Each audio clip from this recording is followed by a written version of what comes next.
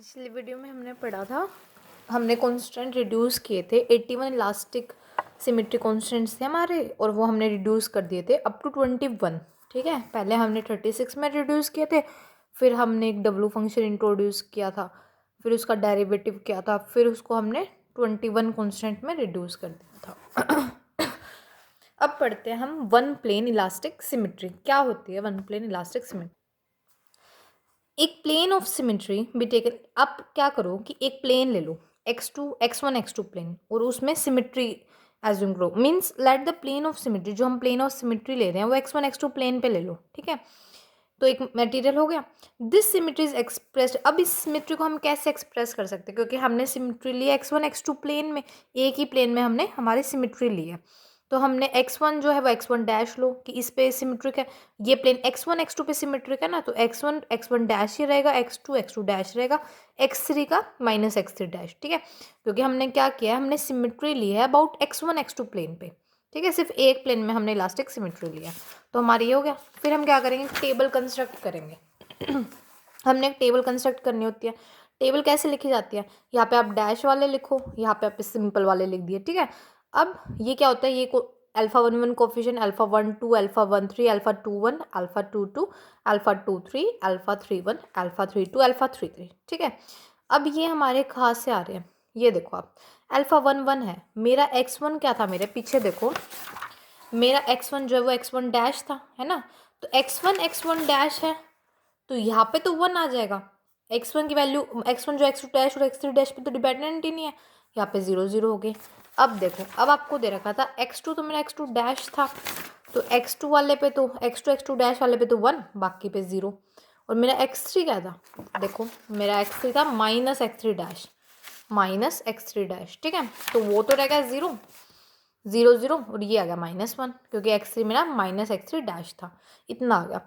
फिर मैंने first chapter में ट्रांसफॉर्मेशन रूल में हम पढ़ चुके कि वहाँ क्या था, x p dash is equal to alpha p i x i. मतलब ये ट्रांसफॉर्मेशन रूल था ना, जब न्यू कोऑर्डिनेट सिस्टम होते, ओल्ड कोऑर्डिनेट सिस्टम में जो रिलेशन था वो ये आ गया। ये हम ऐसे भी लिख सकते हैं, दूसरा वे था एक्स आई, मतलब ओल्ड ओल्ड कोऑर्डिनेट सिस्टम को न्यू कोऑर्डिनेट सिस्टम में हम ऐसे लिख सकते हैं। ठीक है, ट्रांसफॉर्मेशन रूल ये देखो, टोर डैश अल्फा बीटा को कैसे लिखते थे, a constant alpha alpha i alpha beta j e i j, या ई डैश अल्फा, ये गलत है, यहाँ पे टोर आई जे आएगा। ठीक है, ये टोर आई जे, और ये ई डैश अल्फा बीटा को a add alpha alpha i alpha beta j e i j. ठीक है, फिर हम इसको लिखेंगे। अब जैसे ये लो, यहाँ पे ई डैश 1 1 की को वैल्यू निकालनी थी, मैं क्या करूँगी, अल्फा मैंने 1 ले लिया, बीटा मैंने 1 ले लिया। ठीक है, आई और जे की वैल्यू चेंज करती जाऊँगी, या क्या, आई को एक बार 1 ले लो, देखो क्या है, आई को एक बार 1 ले लिया, एक बार आई को 2 ले लो, और एक बार आई को 3 ले लो। अब ये तो आ गया, जे की वैल्यू भी तो चेंज करेंगे ना, तो जे को भी ऐसे ही, जे को एक बार 1, ये 1 है यहाँ पे। ठीक है, आई को मैंने 1 लिया एक बार के लिए, यहाँ पे देखो आई जो था ना मेरा, अल्फा को तो 1, बीटा को तो 1 मैंने लिया ही था, है ना, आई को भी मैंने 1 ले लिया।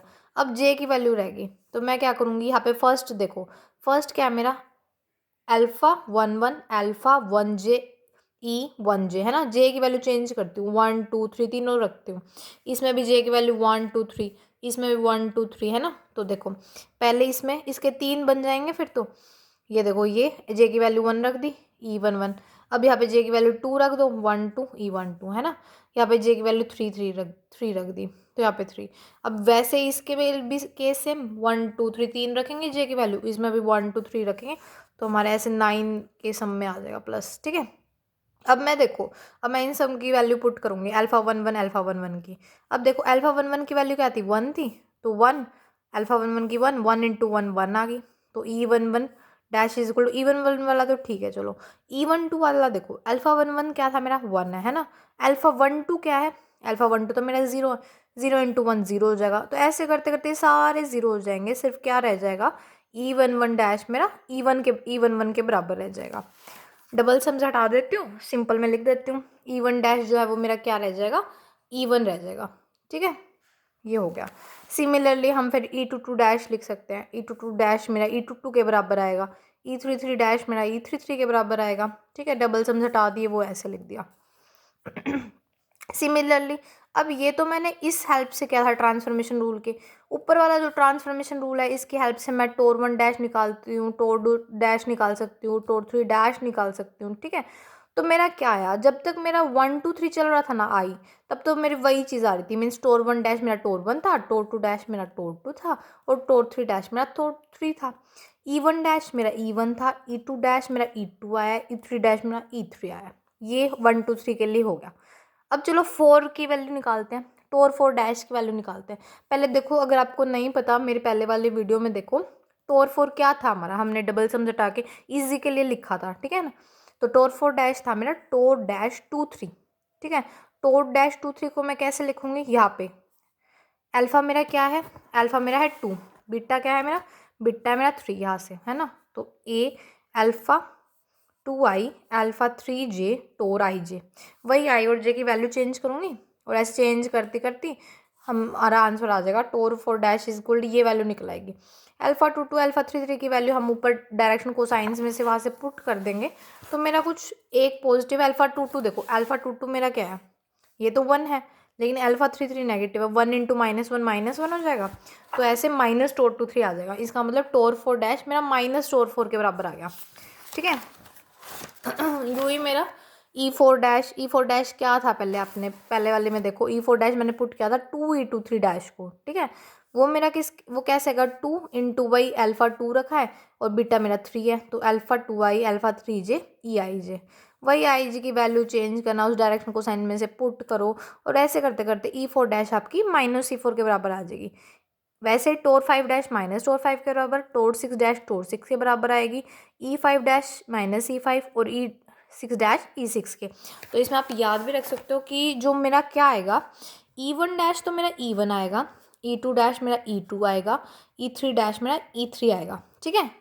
लेकिन जो मेरा E4 डैश है ना, वो मेरा आएगा -E4, E5 डैश है वो मेरा -E5 आएगा, और E6 डैश मेरा +E6 आएगा, ठीक है, E6 आएगा।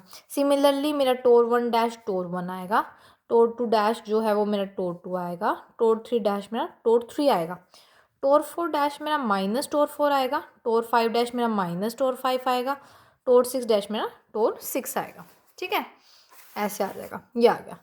अब मैं क्या करूँगी, अब मेरे को एक रिलेशन पता था, stress strain relation x I dash system में हमने पहले वीडियो में निकाला था।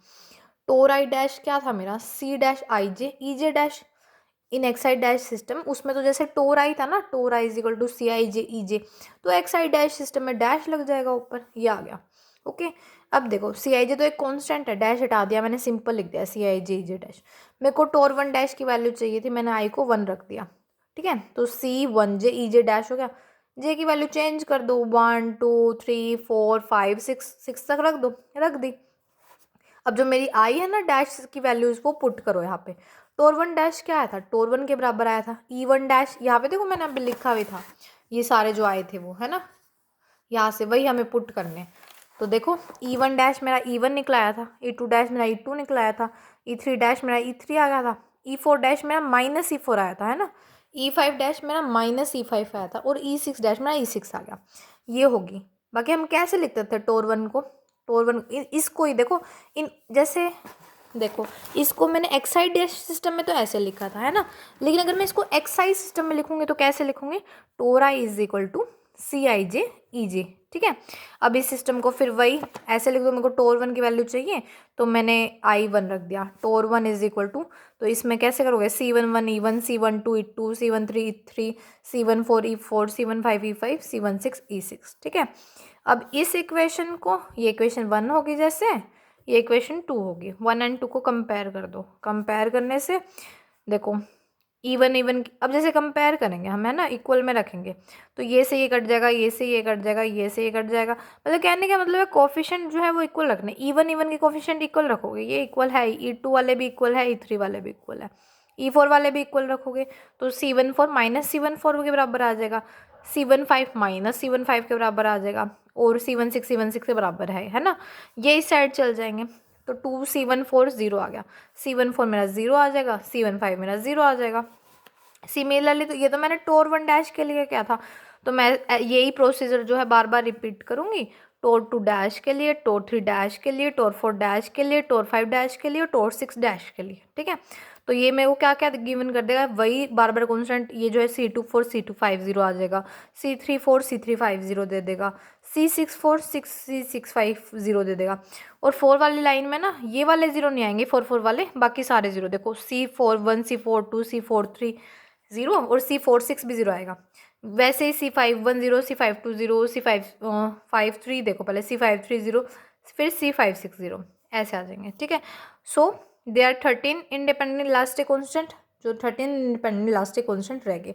21 से कन्वर्ट हो गए 13 में, कब, क्योंकि पहले तो 21 थे, 21 में से भी देखो ये ज़ीरो हो गए, ये ज़ीरो हो गए, ये सारे ज़ीरो हो गए, तो 21 कॉन्स्टेंट रिड्यूस हो गए 13 के अंदर, कब, जब सिमिट्री होगी with respect to one plane। ठीक है, thus for a material with the plane of elastic symmetry about x1 x2 हमने elastic symmetry plane लिया।